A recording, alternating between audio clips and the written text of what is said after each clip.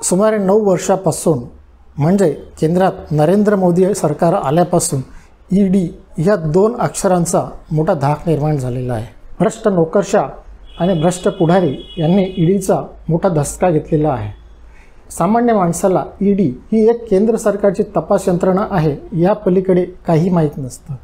ED मधला E म्हणजे काय आणि डी म्हणजे काय याचाही कोणाला आकलन नसतं। खरं तर ईडी ही गेल्या 67 वर्षांपासून अस्तित्वात आहे, परंतु ईडीची ओळख सामान्य माणसांना झाली 2014 पासून, म्हणजे केंद्रात नरेंद्र मोदी सरकार आल्यापासून। ईडीची स्थापना 1956 साली झाली होती। स्थापनेच्या वेळी या संस्थेचं नाव होतं EU म्हणजे एन्फोर्समेंट युनिट।